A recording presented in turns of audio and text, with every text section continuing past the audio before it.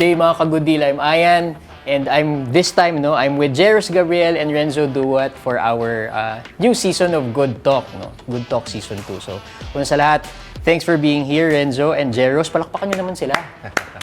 Yan, salamat. So, ibang level ng discussion na naman to, Jeros and Renzo. Siyempre, we will still discuss about appliance, gadgets, car accessories, motorcycle accessories this time, pati e-bike kung kaya natin isama sa usapan. And motorcycle, baka pwede na rin nating pag-usapan yan.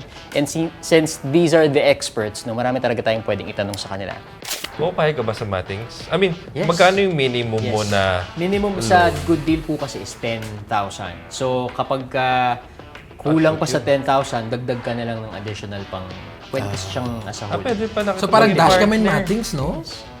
Oh, Kasi Matings nasa 128 something, tas dashcam, well, pag yung mga high-end na dashcam, so nasa 8K din. Tapos, bili ka na ng motor. Ito, kasi 10 na 10K na yun, di ba? O, hanggang 150 maximum, di ba? Bili ka na ng motor. But may form bang ipapasa dito mamaya? Diba, Matings tsaka dashcam lang intention mo na bumili ka pa ng motor. O nasa motor na tayo. Sino may motor? Seryoso ba? May motor ka na? Yes, motorcycle financing under Good Deal. Brand new? Yes. May brand new used ka? motorcycle. Wala pa, pero baka parating May siguro. open na? Mga kapartner.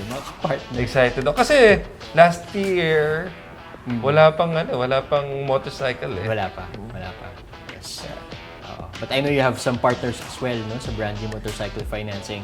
But we would love to have you sa Good Deal as well. Tingnan natin how it goes. And we're excited to know more about motorcycle as well.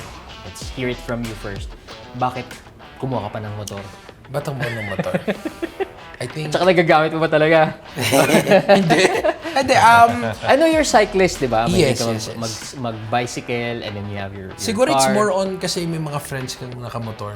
Yeah. So parang pag nagkakayayaan, at least you would have a motorcycle. Grabe yung privilege ng guests ko today. Ayun. Yeah, I mean, if you really look at it, thank you Lord for the... Babagoy ko yung sagot ko. Thank you for Ibahin mo tuloy. Hindi, pero kasi yung usual, like for example syempre pag yung mga friends mo naka-big bike, you buy a big bike. Pero you don't have to buy the best big bike. Yung makapasok ka lang ng expressway, okay na yun, di ba? I think that's a goal. Tapos yung mga friends na nagsa-scooter, you do the scooters, di ba? And as for someone... Don't tell me may scooter ka rin. Yes, man. OMG. So, merong sasakyan, bisikleta, scooter, motor. Yeah. And then, pag nagmo-motor show din ako sa, sa Thai Concept. So, meron din for show na motor. So, those are, Do you put accessories din dun sa motorcycle mo? yes. Busog yun. Talaga? Hindi pwedeng di busog yun kapag Like show mo. Una kong ginagawa, tanggalin side mirror eh. Hindi, joke lang. Bakit? May guilty ba dito? Patay ka kay Genuinely, LTO. medyo hindi ako No, hindi, joke lang. Usually, pinapalitan ko yung side mirror eh. Okay. Kasi yung mga side mirror... Akala ko, hindi tinatanggal mo na, hindi mo na Hindi, kinakamit. pinapalitan ko ng mas maganda. Kasi yung mga side mirror ng stock, medyo parang Teletubbies kasi yung... Marami akong kaibigan sa LTO, papakancel ko yung license mo. Hanapin yung motor. O yan, tingnan niyo yan, no?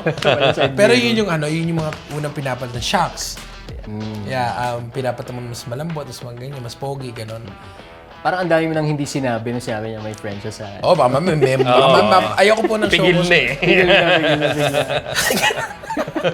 Ikaw naman, motor meron, di ba? Yeah, meron. I assume isa lang naman siguro. Ngayon, naging dalawa eh. Tingnan mo to. Ayaw bumili ng iPhone tapos dalawa yung motor. Na-influensyahan ako ng kaibigan as ko. if Di ba? magagamit- Kaibigan pa As rin if eh. magagamit mo naman ng sabay. Anong diferensya ng dalawa? Bakit binili mo pa yung pangalawa? Yung una, nasa classic side siya, scooter. Tapos ito Baka na. yung Vespa yan. Oo, yung Ayun Vespa. na. Yan. Sabi Oo, na, Vespa. nakita ko doon. Itong recent, nasa performance naman. Sige nga, Big bike kailan na. mo rin ginamit yung Vespa mo? Yun, 2 years yun ang ago. maganda. Pag Yun ang maganda. inutusan ni Mrs. bumili ng something. Suka. Oo. Well, it's like Rolexes din naman eh. Yeah. Yung Vespa eh. Hindi yung depreciation niya like, Oo. kung meron man super. Yeah, hindi siya super- massive. Yeah. Pero kung yung budget range mo is na dito lang, magpakatotoo ka muna. Huwag itong mamahaling mo. Yes. Buo na yun. Buo na yun.